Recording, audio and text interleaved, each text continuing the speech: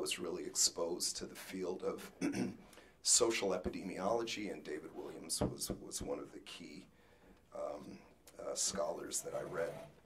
So I think that my comments will actually show the intellectual lineage, because what I really want to say is that if we are to see and realize substantive and robust policies that address racial, class, and other forms of health inequality that are based on a descriptive status, then we really need to renew and bolster the labor and civil rights movements.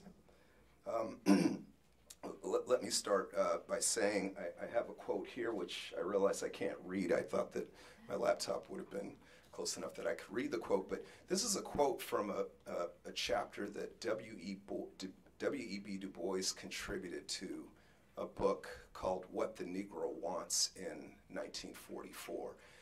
This is a fascinating chapter in this book, because Du Bois at the time is 76 years old, and he's reflecting on a lifetime of scholarship and activism. And as David Williams mentioned, he contributed perhaps the first study on racial disparities that was the book, The Philadelphia Negro. And I wish I could read this, but basically he is reflecting on the role of scientific knowledge and understanding in advancing the cause of racial equality. And he says this: my long-term remedy was the truth. Carefully gathered scientific, I really can't read. Determine the limits of man's capacity, or does it? I was not at the time sufficiently Freudian to understand how little human action is based on reason, nor did I know Karl Marx enough to appreciate the economic foundations of human history. Right, so he builds a career based on the fidelity and belief that scientific knowledge will advance the cause of racial justice. And at 76, he's saying he was not sufficiently Freudian to know that humans are unreasonable. I'm about to go behind the podium again. And nor was he familiar with Karl Marx to appreciate the economic foundations, the fact that powerful interests drive the story. And so I wanted to start there. Next slide. So decades later, we know this is true, because in the last 5 decades, we've really seen an exponential increase in the number of published papers. When you search terms like disparities or inequalities, you can see a trend, an exponential trend in the growth of the field. This comes from a publication by Bouchard and colleagues in Social Science and Medicine, and this shows the pattern quite clearly. Now, despite the exponential increase and deeper understanding in the science of racial and class inequalities, how inequality gets under the skin, we've seen no robust, universal, and sweeping policy to address that fact. And in fact, the last time that we saw such a range of policies was in the decade of the 1960s. This is a slide on black excess deaths from an unpublished paper that I'm doing with a friend and collaborator, Javier Rodriguez. If you look at this graph, what it shows is that excess deaths, so deaths that would not have occurred, deaths for blacks that would not have occurred after adjusting for age and gender, you can see that coming out of the 1960s, the trend line is down. And then you can see quite clearly that from 1980 roughly until Bill Clinton, excess mortality for blacks in the United States increases. So that begs the question, well, what was going on in the 1960s that might account for that difference? And there was a whole lot going on. So the Civil Rights Act and the Voting Rights Act, of course, end formal apartheid. I have 5 minutes. Medicare and Medicaid and community health centers established something like a healthcare safety net. Community action represents the anti-poverty programs that dotted the landscape. Affirmative action provided jobs and opportunities. I'm now talking like an auctioneer. We invested in early, secondary, and higher education, from Head Start to higher education. This was the era of environmental protection. This was the era of occupational safety. You can't imagine robust policy intervention at the federal and state levels in the United States today. But it's important to keep in mind the social movements, the labor movement and the civil rights movements that preceded this bundle of policies that we call the civil rights era legislation, the Great Society. So this, of course, is the iconic image of the sanitation workers' strike in 1968. Next slide. This, of course, is the strike during which King was assassinated. Again, David Williams referenced this, but King was assassinated this month, 50 years ago, in support of this mobilization.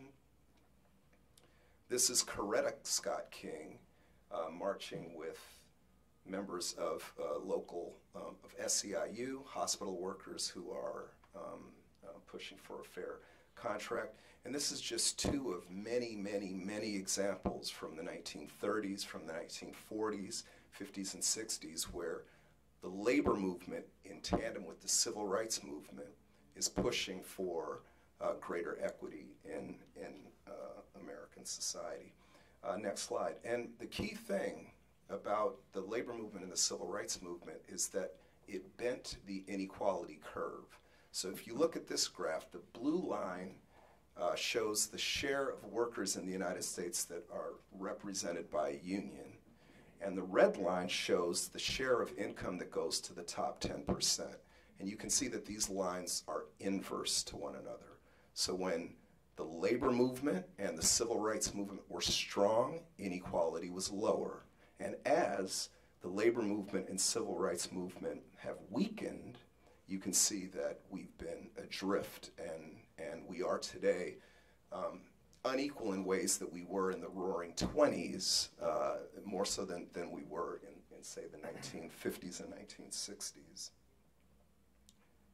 And so this suggests to me that research on the science of health inequality is necessary but not sufficient. And what I would encourage students and colleagues and others to consider is that power really only listens to truth when it's forced to. And the vehicles in the United States that have been most instrumental to forcing a different type of discussion and enactment of social policies have been the labor movement and the civil rights movement. And so we must collaborate with those types of we must join those types of organizations. We must certainly collaborate, lend our skills to those sorts of political organizations, because again, that is the fulcrum of power that opens the terrain for a different reception in terms of the work on health equity that we do. Next slide. And I think we are living in an encouraging time. So in addition to Black Lives and all the organizing that goes around the rights of immigrant groups and many other disadvantaged communities, there are signs that the labor movement, though weakened, is still alive and kicking. Many of you probably remember seeing the communication workers on strike on Route 9 some years ago. You might remember the strike that took place against Verizon. Now, at the time when these workers went out, everybody predicted that they would lose. They were facing long odds. This was an example of old school labor organizing, multiracial, multigender, that enacted positive change in terms of their wages and benefits. Probably more stunning, the next slide, is what some are referring maybe to as an educator spring. So how do we explain the fact that in deeply red states like West Virginia and Oklahoma and Kentucky, you're seeing teachers engaging in wildcat strikes? I mean, this is old school movement organizing that we haven't seen since the 1930s and the 1940s. And I want to say, from the standpoint of racial and class inequality, most people in the United States, most working adults in the United States are making their way through the modern economy without a college credential. Overwhelmingly whites, blacks, Latinos, Native Americans, they are working class populations. And so again, I would submit that supporting, joining, bolstering, working on behalf of the labor movement and the civil rights movement is a way that we open space for the uptake and consideration of health equity research and policy. And so, is that okay? All right, I'm going to stop there.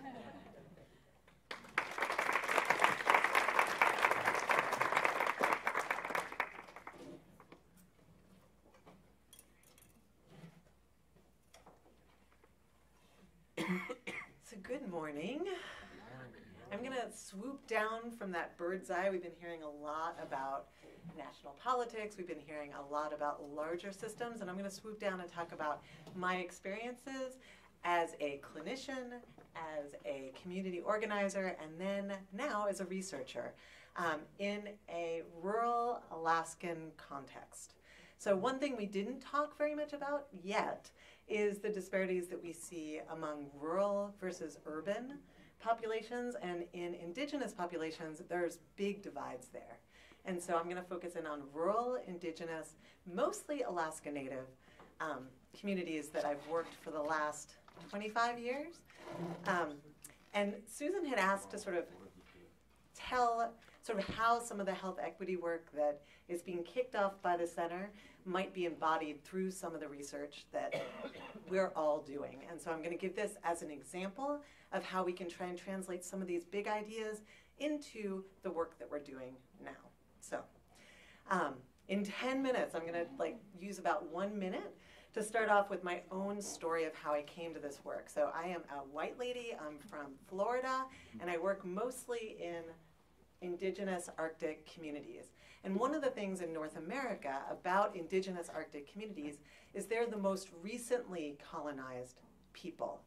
So it's hard to get at. There's no roads in a lot of the communities. There's no running water in a lot of the communities that I work in.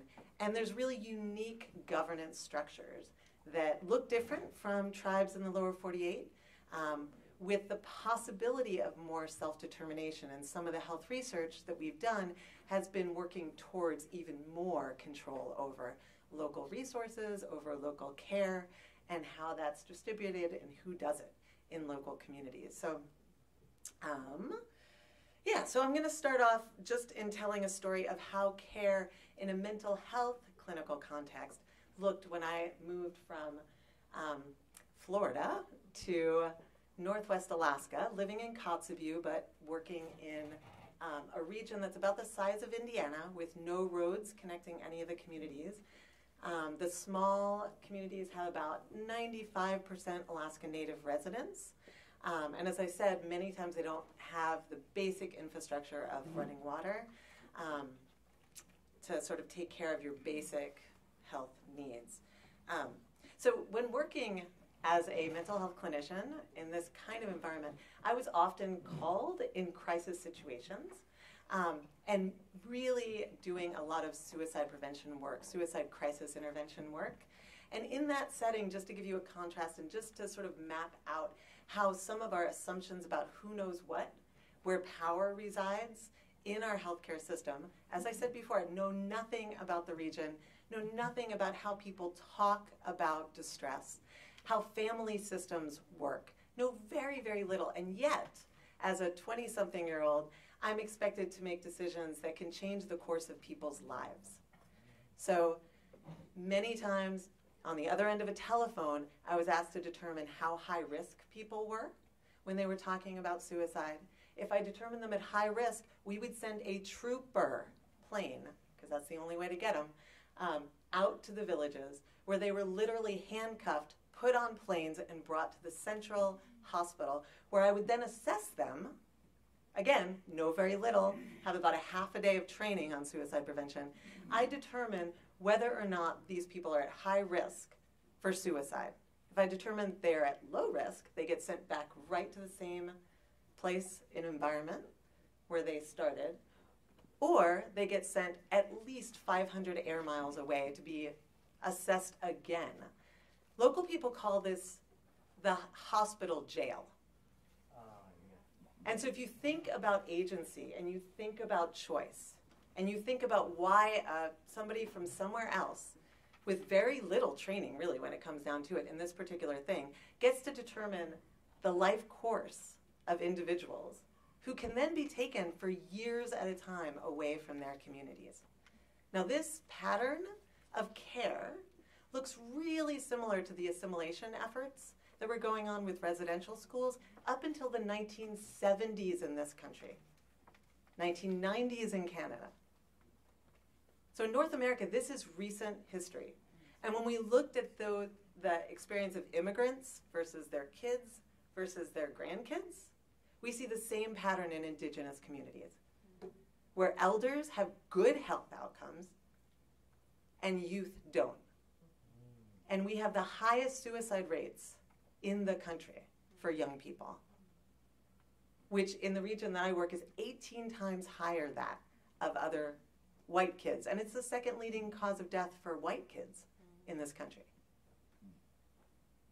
This is not a small problem or a problem that happened in the past. This is happening right now. And there were no documented youth suicide in the region that I work until the 1960s. So this is a recent phenomenon that looks very similar to that trajectory of elders, their kids, and their kids' kids. So what do we do about it, right? How do we begin to unpack some of the social determinants of health? And as I said, the ways that discrimination works in this region is really different. 95% Alaska Native people live in most of the communities. So how does racism work? Is colonization still a factor when it's that different demographically than some of the places we're talking about here? Absolutely. It absolutely is embedded in our schooling systems. It's embedded in our healthcare systems. It's embedded in our economic systems. We forced settlement in the 60s, 70s, and 80s. So people that were living off the land were forced to live in settlements that have 90% unemployment. They're asked to buy gasoline that's sometimes $16 a gallon. Dogs, which used to be their primary form of transportation, many times got diseases or they were killed intentionally to increase settlement. And with the Alaska Native Claims Settlement Act, politically, there's oftentimes different levels of control for tribes and cities and boroughs and regional corporations and regional nonprofit corporations. And so if you think about the small populations in many of these communities and the amazing morass of governance that's done by all these different groups, it's really important to think about how can we begin to address some of those social determinants that we've talked about. So we've been trying. So one, we've been trying to document some of these disparities. And we've been trying to understand what these social determinants look like at a community level in rural Alaska. And so we have a large collaborative hub that's already underway that's really focusing on those processes or the context of resilience. And our community partners in that really want us to emphasize self-determination and cultural continuity. How are communities in this context that I've just described dealing with everyday violence, dealing with huge amounts of trauma? How can communities begin to configure their social environment, their economic environment, their political environment in ways that actually serve their needs? And so we've been really trying to explore that and look at how is cultural continuity happening on a community level? Do the teachers that are working in that context need to sort of understand the local history? Or are they still teaching that Columbus came to this country to save people and do good things? What are they learning about? And are they learning about relevant things that are going to help them when they try and understand their world? And there are some communities that are demanding this, that are taking control of their school boards, and this is small politics, I know, but taking control of their school boards and working across political divides, city and tribe, which in many contexts are antithetical to working on collective efforts because they are scrapping over small resources. And so how can you bridge those gaps? How can you create conversations? So one thing, so we're trying to understand those processes, trying to understand those communities that have taken back control in very particular ways of the institutions that serve them, that provide services for them, that are politically governing them, and trying to find new ways to think about and share that information with other communities that want to try similar things. So that's the statewide level that we're doing. On a very small community level, what we're trying to do is to take what we know from research and build communities of practice across all those different small institutions so that people are better understanding what we know from research, which can be absolutely useful. We just saw a lot of really compelling research this morning. But how to take that and make it useful in their communities. And so we're building communities of practice that are really about bringing people together to learn things that are relevant for them and then to apply it in ways that work for them so that they can advocate for their needs, they can work across institutions, they can make things happen that are working for their people. Granted, small level. And we're also, tribes have really unique political strengths, possibly. And we're really working hard to lobby and take control over the services and the ways in which they're done in local communities. So that's one example of how research intersects with some of the larger ideas that we've been playing with on a very specific level. So thank you.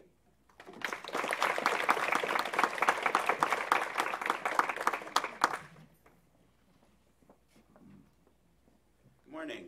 Thank you all for coming to the launch and really fantastic talk, as always, by Dr. Williams. I just want to briefly offer and give a full-throated endorsement of participatory research and public engagement as a primary vehicle to change hearts and minds, to create the political will necessary to move in particular policy directions. So in Dr. Williams' talk, he ended on this note of lack of empathy, the empathy gap, apathy on the part of many in the country.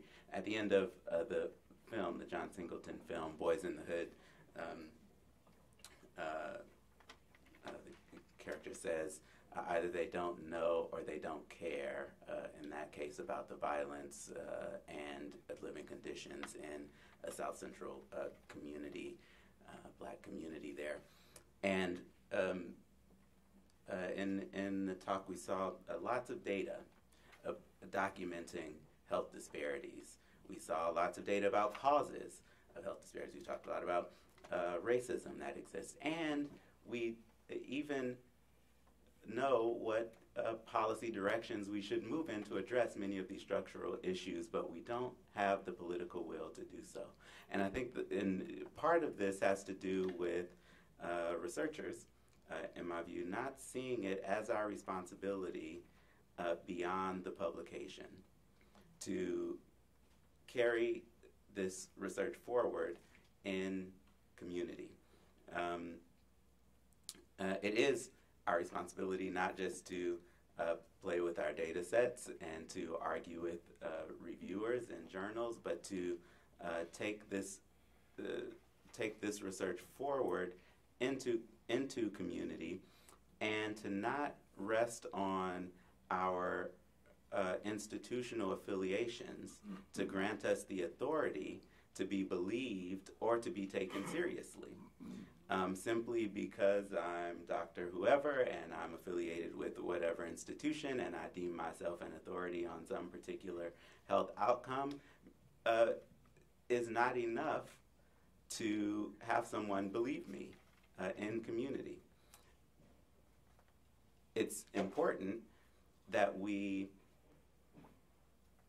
go back to old-fashioned argument. What is my evidence that I have, and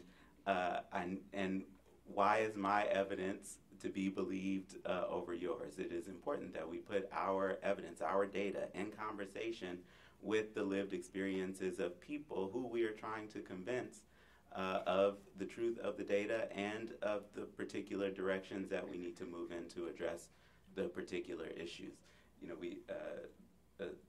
CNN showed this poll recently of 50% of the country not believing that climate change is man-made, right?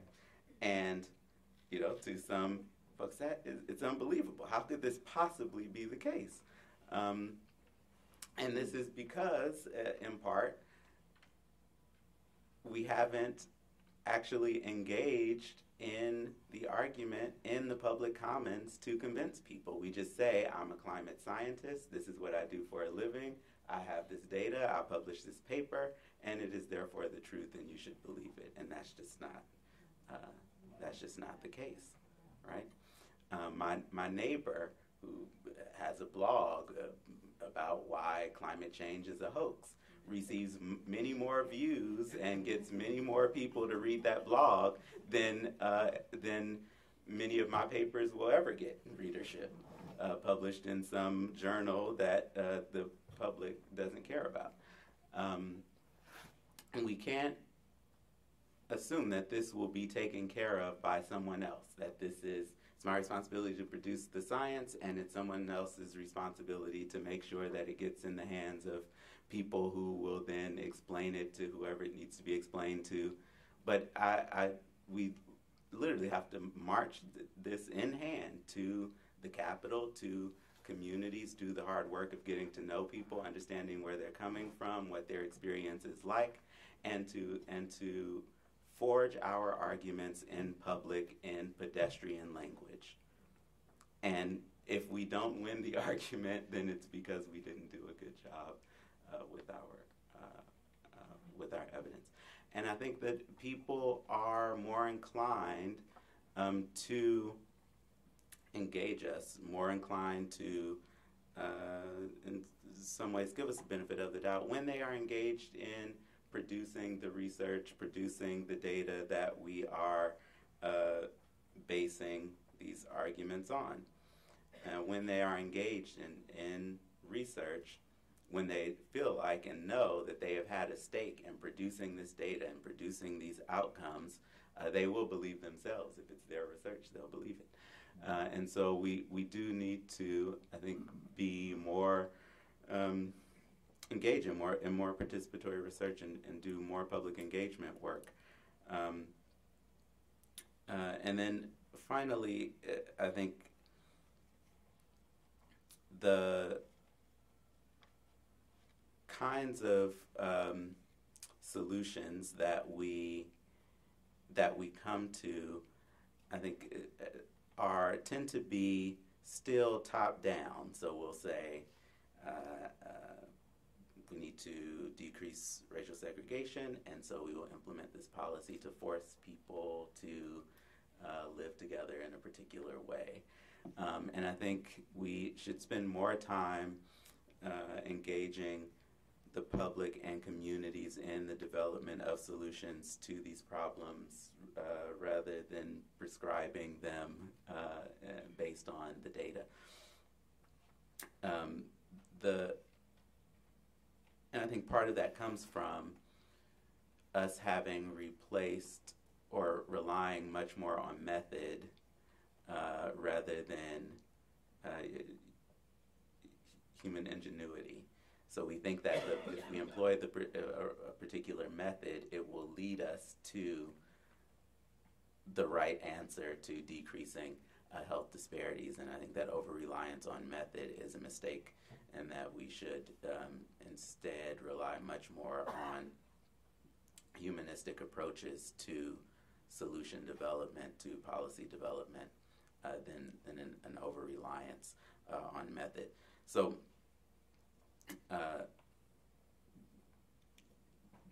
really to answer this question of how can we decrease the empathy gap, how can we change hearts and minds to muster the political will to move in particular policy directions, the answer is to spend less time behind our computers and data sets and more time in community, more time engaging community members to lead research, to be engaged in research, and then to communicate the research findings in ways that people can understand in ways that they can engage and decide for themselves whether or not they believe. And finally, once there is some agreement there about what the problem is, once awareness has been raised, then engaging people to develop solutions to those problems rather than prescribing them based on method, I think will move us along, and is something that I hope the center takes leadership in here locally, but also nationally. Thank you.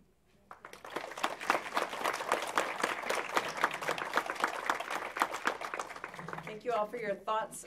So we have some time for questions, and I wonder if Dr. Williams might be able to sort of join at the panel, and then we can kind of have a Q&A for panelists as well as Dr.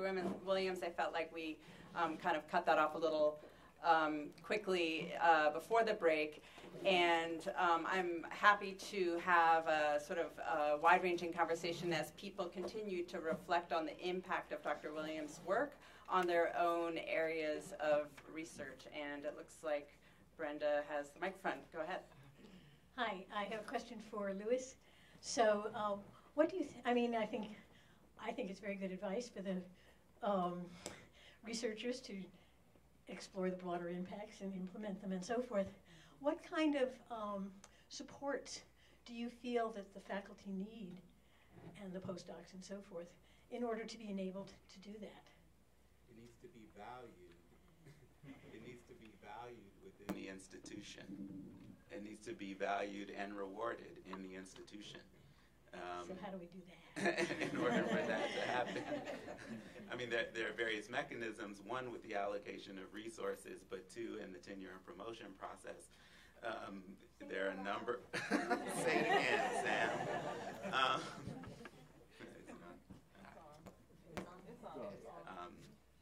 Yeah, I mean, it really comes down to what we value as an institution and what we promote and support based on where we put our resources and what we celebrate and promote within the institution. Like a talking stick. Dr. Williams, again, a brilliant talk. I'm sure everyone up here is well aware of the article, The Case for Reparations by Ta-Nehisi Coates, appeared in Atlantic Monthly a couple months ago. And I think that that piece does a tremendous amount about documenting how policies led to the current situation with respect to gaps in income and wealth and residential segregation. Very, very powerful piece. And he ends that with asking for hearings about the Conyers bill, just to have a hearing about these policies that led to this current situation. And I'm just curious politically what you think about that as a strategy for mobilizing empathy. I wrote a paper.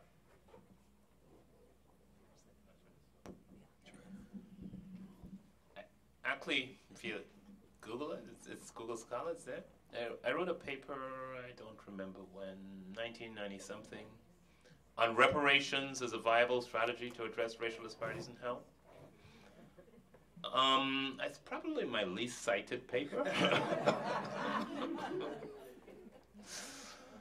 No. I actually make the case of if you look at the institutional mechanisms of racism that have created the inequalities that we see, it's only reasonable to say, given reparations was voted by both houses of Congress, vetoed by the president, that it's only reasonable to think of reparations as a viable strategy. And I actually read a lot of the opposition to reparations before I wrote the paper, and one of the two main kind of opposition I encountered was in the written work. One was there's no need for reparations because the government has already given so much money since then, and it did look at all social service spending and say that has already been done. The other one is, even if reparations is a good idea, it's impossible to do. Because how do we really identify who are the people who should really get it? And that's so. And I avoided that problem by saying the reparations would be targeted not at individuals but at communities. And you would look at disadvantaged communities, and for my purposes, to even try to make it politically viable, I said we would target all. It would be kind of like a Marshall Plan for all disadvantaged communities in the United States, irrespective of racial makeup, whatever. You're going to look at the level of economic deprivation, and you would have a Marshall Plan to create opportunity structures to give people opportunities in those communities. But to be honest with you,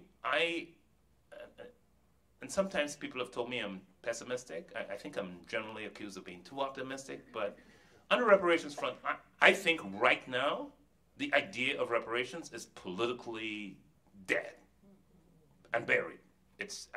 I think it's a non-starter from the point of view of most policymakers. It's not even entertain a discussion of it. So I think of it that's, and I could be wrong, and I didn't think Obama would win when he started to run, so I could be wrong. But I don't see, although my article is entitled "Reparations: A Viable Strategy," I don't honestly think it's a viable option. And it's not because the logic and the merits of the case is not there. I'm looking at where people are coming from and the resistance. I think my take is most American policymakers have a knee-jerk negative reaction to the very idea of reparations. And I could be wrong, but... And, I would just add, I also don't think Black communities are in agreement in community, and not sort of the political class, about whether or not that's a good idea. And again, so it's sort of again back to this notion of what are the solutions from community, and whether or not this is actually something that is being discussed in community, something that is that many Black communities think is actually a good idea.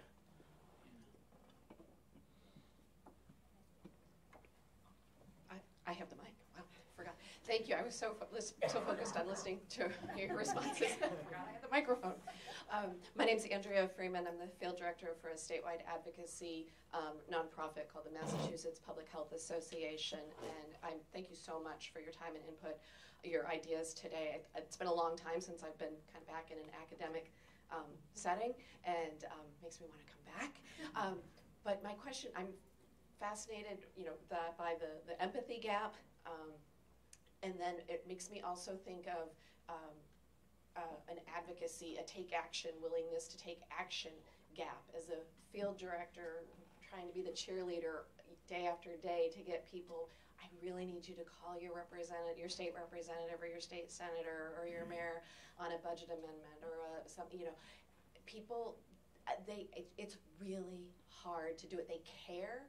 I think the empathy is there, but there's something about it's not going to matter. My call or my email's not going to matter. And I was wondering if you guys know of any studies, or if the center might be doing any work on that, or to give me some advice on how to, because we know what it takes to get legislators to listen, and it's not 500 or 5,000 calls. It's usually 4 or 5 calls at the right time on the right issue. But how do I get more people willing to take action on key things, and over sometimes years, right? Years of time. So if any advice, any research out there, or anything upcoming, I'm all ears. Oh, that's tough. That's really tough. I made the case for the importance of labor unions, and labor unions advocate, but they also socialize members toward a certain way of thinking and willingness to engage the issue. And even there, I think a big weakness in the labor movement is it's the deficit of participation. So the question you're asking is the $100,000 question.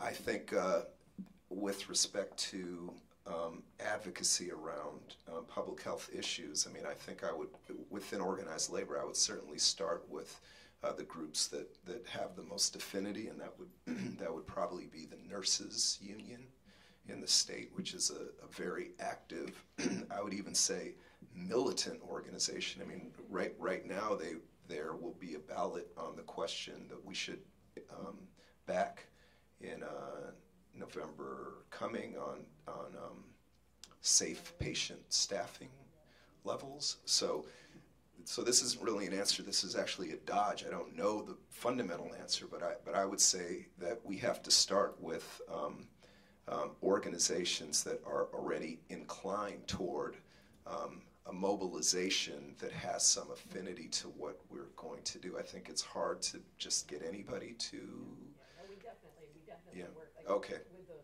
Western Mass Health Equity Network, and we work with grass top partners. And Yeah, but you raise a good point. I sit on the board of the Massachusetts Teachers Association.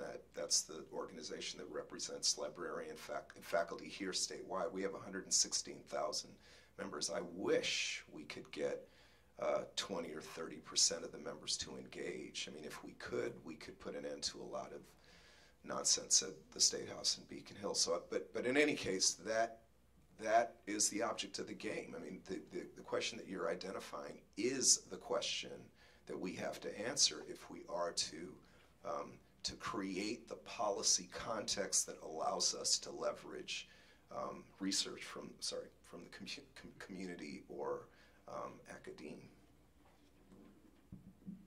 I just had one thing to add. So when there have been studies about how what kinds of information are more likely to be utilized by the receiver of the information. And so things like stories, like what you just said, like we know 4 or 5 calls at just the right time. So that's part of it. So if information fits with what people already know, that's another thing. If it is actionable very quickly, and if you can see some sort of results, those 3 things tend to make it more likely for people to take action after they learn something new. So that's, yeah. thank you. I would just add one thing quickly. I wish I had the magic answer to that, but I don't. But it's a larger issue. I mean, why don't more Americans vote? And really, I have talked even within my family network and discovered there are people who don't vote. And it really, there is this very deep belief, it doesn't matter. People are going to make the decisions they're going to make. My vote doesn't count. It doesn't matter. So I think we face a larger challenge within our culture. I think it's the same thing with participating in the political process. I'm reaching out to your representative. Is that a lot of people think it doesn't matter. People are going to do what they're going to do, and that what my vote doesn't matter. And I do think it is a bigger issue that we need to struggle with as a society and see what we do with it, what we can do to change it.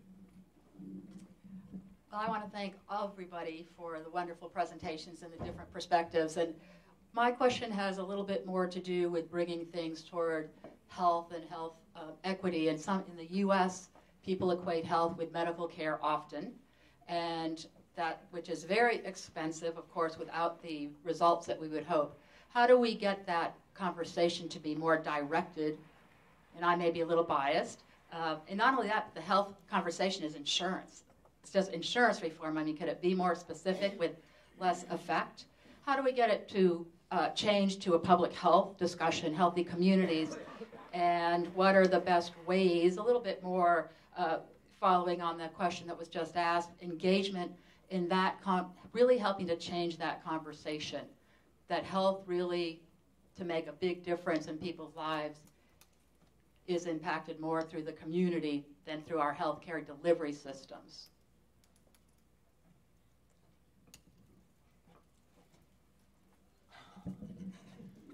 I've been involved with 2 initiatives nationally that have tried to address that, and I think both of them have had some impact in making a difference. One is worked with California Newsreel as a senior advisor to the Unnatural Causes is Inequality Making Us Sick initiative, and I think that's exactly what it was trying to do, was to showcase the social determinants of health as drivers. And there have been a lot of good things. I travel the country. I'm often run into someone who says, I use this in my classes. So clearly it's very widely used in classes, but I've run into other people, like checking in at a hotel in California, and someone said, I saw you last week. I watched the thing on video, and amazing memory that she remembered one face that she saw. But, I think it has had impact, and it has had impact. I remember being with Larry Edelman, the executive producer, at a NACHO, National Association of City and County Health Officials, when NACHO agreed it as an organization. They were going to hold 1,000 town meetings in 1,000 different communities where they would show some episode of the Unnatural Causes series. So there was a lot of activity, and I think it has stimulated interests and knowledge, awareness at even the grassroots level in some contexts in the U.S. One of the challenges we face, and I'll talk about my other contexts in which I've worked with communications folks, is that Americans have a short memory. And you cannot rely on the success of one initiative. It has solved the problem. And my other major initiative I'm transitioning to is the Robert Wood Johnson Foundation's Commission to Build a Healthy America. And that commission focused on why is America's health doing so badly, why there are such large gaps in health by place, by race, ethnicity, by socioeconomic status. And it was a major investment on the part of the foundation. And yes, there are reports written about the impact it had. And one of the things we found before we started at work, we commissioned interviews with all of the leading health policy advisors in the country, so the senior staff on both the Democratic and the Republican side, House and Senate, for people who dealt with health policy, as well as in the administration at the time, and not one person we spoke to knew what the social determinants of health meant and had ever done anything having to do with the social determinants of health. So even the language we use doesn't communicate. And we did communications research. There are issue briefs, one on the Commission's website. If you look at the vulnerable populations link on the Robert Wood Johnson Foundation, says how to talk about the social determinants of health. Because, the language we use, nothing in our reports talk about the social determinants of health, or maybe the phrase might exist once, but we talk about where people live, learn, work, and play, and the opportunities to be healthy where people spend most of their time. That was one of our ways of trying to put the social determinants of health in language that people would resonate to. But one of the things I learned in that process, and we did it for the life of the commission, and I've stopped doing it since, what is that the communications experts say, in order to be successful, you need what they call a steady drumbeat of information. So over the 2 years of the commission's life, before the commission was announced and started, we mapped out a strategy where every 2 months or 3 months, we're either going to have a new product to release, a new report, a new issue brief, a new gimmick, the maps of Washington, D.C. subway that shows where you board a train, determines your life expectancy. But think of a range of strategies by which you are constantly, through different angles. If you do the same thing over people, it's boring. But try find different angles to be getting your central messages out through different lenses. And I think we need to do that. We don't realize that, but the Robert Wood Johnson Foundation, I pushed them. I said, you should do for the social determinants of health what you did for tobacco. The Robert Wood Johnson Foundation is responsible in very profound ways for the changes in tobacco policy that occurred in the United States. And one of the things they did, this is 20, 25 years ago, they funded an outfit of researchers with policymakers, and their task was to find every new study that came out about the negative effects of tobacco and try to, first of all, raise public media awareness of this study. The alcohol industry does it very effectively, by the way. every study about alcohol, we call it constantly hearing about the benefits of moderate alcohol consumption. If you look at the latest science, there is no benefit of moderate alcohol consumption. Actually, if you look at the latest science, there are instrumental analyses using the genes as predictors, no effect. It's all confounding. There's studies that document that, but they don't get any press. Okay, so the point I am making is that it's the world in which we live, especially when people are distracted with so many things.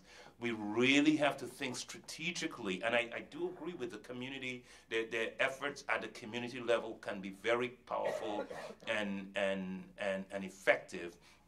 But we also even think of the larger media space, how we much more strategically develop a strategy of trying to keep issues at the forefront and trying to think of multiple ways in which we do this over time so that you can keep issues fresh and salient in the minds of others. And I'll just add, I think, on this point of most in the country equating health with health care, and particularly insurance, I think has a lot to do with public health not having an MD equivalent or not embracing at least the DRPH, which was sort of positioned to be that, on the practice side to push a broader view of health. So the head of the public health service is the Surgeon General, which is always an MD, and so you always have at the head of national leadership on health an MD that is trained in providing medical care. And so long as we continue to focus our efforts on research only, so epidemiology being sort of the core discipline of public health and being focused exclusively on research, and there not being an MD level equivalent on the public health side to push health more broadly, that it will continue to be led by physicians and continue to focus on health care, I think.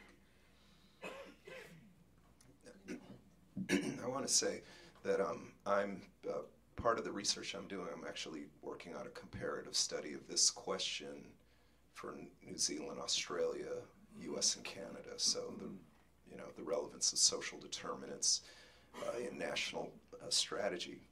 But I actually want to say this, that part of the reason that we're stuck on health insurance is that we've not provided it universally, and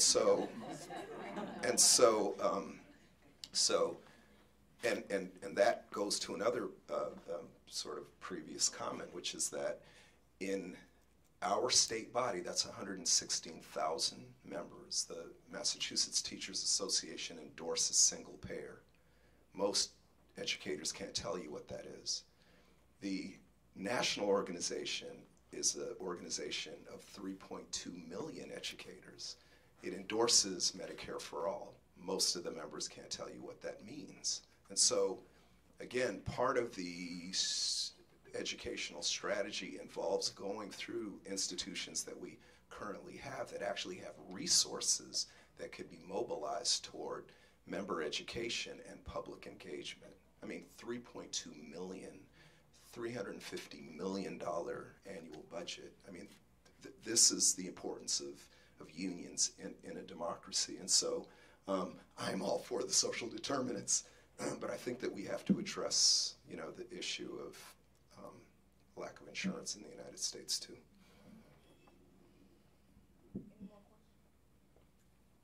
I will make this very quick, which is an anomaly.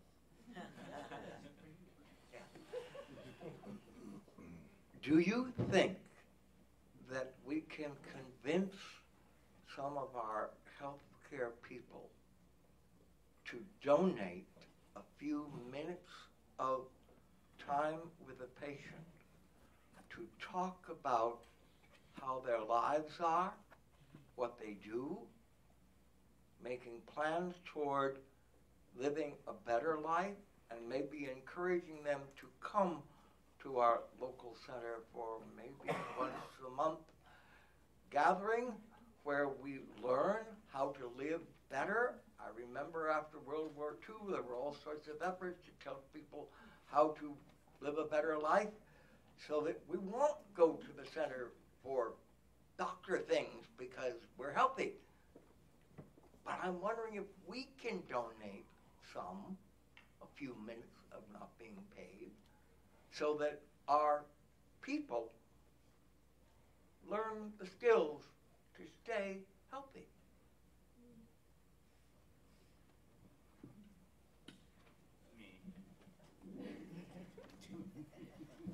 I mean, you've put your hand on a systemic problem. CDC estimates that not more than 2 cents or 3 cents on the dollar that we spend on medical care is spent on prevention, so it's a problem. I think there's increasing recognition of that, even in policy circles. If you look carefully at the Affordable Care Act, there was a lot more prevention built into it than any kind of major legislation we've had in the history of this country. And not all of the prevention provisions are funded, so you could have the legislation passed, but if it's not funded, it doesn't happen. There is enormous interest, even on the part of some players. So I served on the National Academy of Medicine panel that released a report 2 years ago, December, on the social and behavioral measures for the electronic medical record, and one of the funders for that was the Center for Medicare Services. There are efforts being made within major healthcare systems now that are trying it out, because if CMS requires it, it will force everyone to do it. So I think there's some activity. There's interest, like things like the upstream doctors, and that's a little movement there as well. So I think there is some action in those spaces and some recognition. I think one of the things that will help is, and I'm hoping, I was telling someone just during the break, that I think the action, future action may be at the state level. States in the U.S. are going to face, right now, states are spending more on medical care than anything else. And that's only going to increase as one of my colleagues showed the projections of obesity in the United States is scary. If you look at his New England Journal of Medicine article of the projections of obesity in the U.S. and what that's going to cost, states are not going to be able to keep up. And I think to the extent that that will be a source to drive innovation and drive individuals to find an alternative path. Now, how quickly that's going to happen, I don't know. But I would say there are some efforts and some action along those lines. Is it enough? No. It would be nice if it had more. But there's growing recognition that I think our current approach to medical care is not sustainable financially. Hello, I'm Dr. Mia Chandler. I'm one of the pediatricians in the area. Office in Holyoke and South Hadley. And I just wanted to kind of make a comment and give an appeal. So as a pediatrician, I see birth to 21, 25 years old. For many of you that are of the generation that is not necessarily the current one, you may know that pediatrics has changed to be pretty much preventative. We're not dealing with polio and dysentery and such. We're dealing with social determinants of health, literacy, maternal health and wellness. Every office visit, we're thinking about why is a child having recurrent ear infections when they're living in maybe public housing and somebody smokes and they have asthma. So what I think to address the MD issues and the time that we give, this is a part of medicine now that is probably underknown in the broader population sense about what we do. We are the ground workers for public health. And I actually have two ladies here with me horizontally. You know, this is not like I'm trained in the area of physician is not God, that this is all a team effort. I can't do what I do without the nurses and the community workers. So I have Dr. Andrea Avazian, one of the public health lecturers here, Dr. Jane Cross. We are working, Andrea and I, on engaging at the ground level on issues of racism and how to address that on multiple socioeconomic statuses. Dr. Cross, she's one of my mentors and trained me in residency. She and I are always having conversations about how we address these various issues. She's on her way out as far as retiring from clinical medicine. For anybody who's interested, please remember us as pediatricians, ground level, and our faces. If there's something that we can participate in, or if you want to know what we do, if you want to hear us speak, we'll come to the churches, to the whatever. so that we can do our part in that way too. But it's not mutually exclusive. I do ear infections, abdominal pains, headaches, transgender stuff. But I think about alcoholism. I think about the broader spectrum as well. Mia Chandler. Great. Thank you so much. What a great concluding note. So when I spoke to Dr. Williams earlier to think about what he might be talking about today, I asked him to tell us what do we still need to know about health equity, and I asked him to sort of give us our marching orders as people who are setting up a new center. And so we have that. We need to study the effects of discrimination over the life course. We need to think about stress in a comprehensive kind of way. We need to make our findings accessible to a diverse range of stakeholders. And thank you to our panelists, too, for their input into our marching orders. So we need to demand social change and join a union and to attend to the impact of history. And we need to run for office, and if we can't bring ourselves to run to office, we at least need to pick up the phone and call our elected representatives. And on that point, I called my state representative about the PBTA budget cuts, and just to second Andrea's point about how few phone calls it does in fact take, I was like, I want to register my support for this. Oh yeah, said the person, the aide answering the phone. We've gotten a lot of phone calls about this issue already. How many? I said 30 to 40. That's a lot, right? So your call and your vote really does make a difference. Why is this work important, as we've been hearing about this morning? One of my favorite quotes is from a journalist, Kai Wright, who in 2007 wrote, "Few measurements pose a greater threat to the core American ideology of equality than a tally of who lives and who dies from preventable and treatable diseases." So in striving to eliminate health disparities, we continue the fight for actual and not just rhetorical equality. I want to thank Dr. Williams and our panelists for offering us such useful tools in continuing this struggle. Thank you all for coming today.